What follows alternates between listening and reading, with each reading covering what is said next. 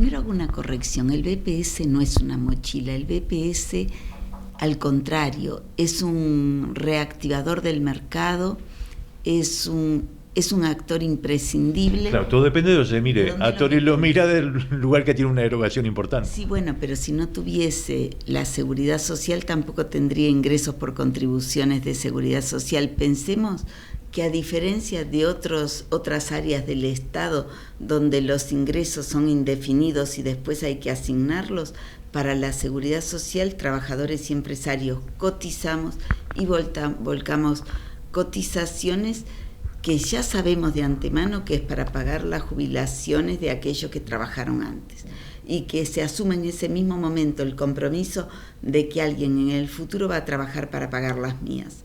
El tema es cómo gestionamos, cómo administramos esas cotizaciones de seguridad social. Con un déficit importante. Con un déficit importante, pero que tiene que ver mucho más con la gestión que con el diseño de la seguridad social, porque el régimen que tenemos actualmente, que es un régimen mixto, que supuestamente venía a corregir errores del pasado, no maduró totalmente todavía, tiene 23 años, cuando estamos hablando de que para tener el requisito mínimo para acceder a derechos jubilatorios tenés que tener 30 años de trabajo, o sea que está en menos de los 2/3 todavía de avance ese sistema o ese régimen último. Elvira, o sea que usted no está de acuerdo con las afirmaciones que hizo Astori de que el BPS debe reformularse antes del 2030. Que lo hacen la mayoría, y creo que es porque es más fácil decir que el problema está en el BPS que reconocer que está en algunas decisiones mal tomadas en otras áreas del Estado. Sí que tenemos desafíos que nos interpelan, que nos obligan a ser cada vez más eficientes en el uso de los recursos que nos confían las empresas y los trabajadores. Pero de ahí a decir que todo el problema del país está en la seguridad social, creo que no, que es un error. Hay algunos estudiosos del tema demográfico y empresarial que sostienen que se puede mantener una paridad en lo que tiene que ver con activos y pasivos hasta el 2030. ¿Ese es un cuello de botella? Sí, esa es una realidad, pero es el desafío. A ver, ¿quién en la empresa, por grande o pequeña que sea, no tiene desafíos y no está todos los días procurando ver que sus ingresos y sus egresos, capaz que con distintas presiones, pero tratando de que sean equilibrados y que en lo posible los ingresos sean mayores que los egresos? Es de todos los días, desde el empresario más pequeñito, el monotributista, hasta el gran BPS. Es el desafío que tenemos todos. Nosotros tenemos múltiples desafíos, desde la coyuntura económica que estás planteando, un país que a partir del año 2014, pero fundamentalmente en el 2017, es aceptado ya por todos que estamos en una situación de estancamiento con una tendencia o con una preocupación de que no empiece a tener un receso. Por ahora ha sido un estancamiento. Ya ese estancamiento nos lleva a números preocupantes. En los últimos 5 años hemos visto un crecimiento muy importante en un tipo de empresa, ¿cuál? La unipersonal sin dependiente, el que en las teorías o en la literatura le llaman el cuentapropista. Es a dónde va a parar el trabajador que es despedido de una empresa de porte mediano grande, que tiene alguna competencia y lo que hace es abrir su microempresa para poder seguir sobreviviendo. Perdimos 1000 empresas de un porte pequeño, perdimos 300 empresas en las medianas y 60 de más de 99 trabajadores. Entonces, cuando vamos a hacer la cuenta, hemos perdido muchos puestos de trabajo y muchas empresas en los últimos 5 años. Y en esta situación de estancamiento ya estamos viendo caer empresas y puestos de trabajo. Y seguimos hablando con Elvira Domínguez. En una segunda parte de la nota que hicimos allí en el BPS, Elvira Domínguez se refiere, porque le consultamos, que bien le vendría a la caja del BPS las promesas de los candidatos en lo que tiene que ver con la creación de 90 o 100.000 puestos de trabajo. Eso, más el ajuste que tiene que hacer en su caja interna del BPS, Elvira Domínguez lo dice de esta manera.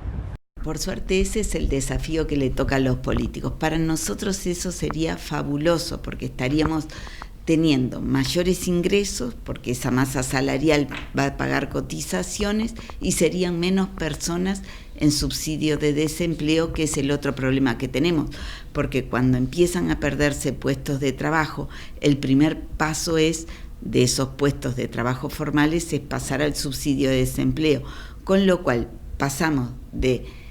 tenemos menos ingresos y más egresos porque dentro de nuestras obligaciones está el pago de esos subsidios de desempleo. Ojalá que eso se pueda cumplir. En el BPS, no digo reforma del BPS porque eso ya es un tema político, pero ajustes en la economía, en el flujo de caja, en los egresos del BPS. ¿Son muchos los ajustes que habría que hacer? Hay muchos. Nosotros creemos que dentro del Banco de Previsión Social, trabajando a nivel de la gestión, y cuando digo la gestión a veces se confunde y es con la gestión, con la operativa del propio banco, es decir, cuánto tengo de gastos de funcionamiento o de inversiones del BPS. No me refiero a eso, me refiero al negocio. Si nosotros revisásemos cómo se calculan todas las prestaciones, si controlásemos el subsidio de desempleo, que así como hace unos meses detectamos una empresa que había cometido un fraude contra el banco, podría haber muchas más. Si controlásemos que ya se está controlando el subsidio de enfermedad, ya estamos haciendo muchas más juntas médicas y eso ya se está visualizando en los números. Va a ser lento, pero hay bolsones donde poder generar importantes economías. Con respecto a lo que serían ajustes paramétricos, tenemos posición, capaz que no una posición tan radical como en otro momento, en el 2011, cuando se hizo el último diálogo de seguridad social, nosotros planteábamos la necesidad de aumentar los años de trabajo y modificar las tasas de reemplazo. Hoy creemos que solo eso es insuficiente, que si se va a hablar de una reforma habría que ver todas las prestaciones, no solamente las jubilatorias, porque eso nos conduciría a pagar cada vez peores prestaciones, poniendo en riesgo todo el sistema, porque ¿quién quiere aportar cuando duda si dentro de 20 o 30 años le van a pagar algo? Entonces tenemos que reanalizar todas las prestaciones. Dentro de nuestros planteos también está una clasificación de las empresas, porque hay empresas que tienen comportamiento contributivo excelente, en tanto hay otras que son deudores contumaces. Y frente a una situación de un problema o un atraso, tendemos a tratarlas igual, a la excelente, a la muy buena, que a la mala. Nos ha pasado empresas impecables que nunca tuvieron un atraso, por un error administrativo no presentan una nómina y le cobramos unas multas brutales por no presentación de nómina, igual que aquel que lo hace todos los meses como práctica habitual. Eso no está bien. Entonces creemos eso para ya empresas más establecidas. Y para el pequeño empresario hay caminos.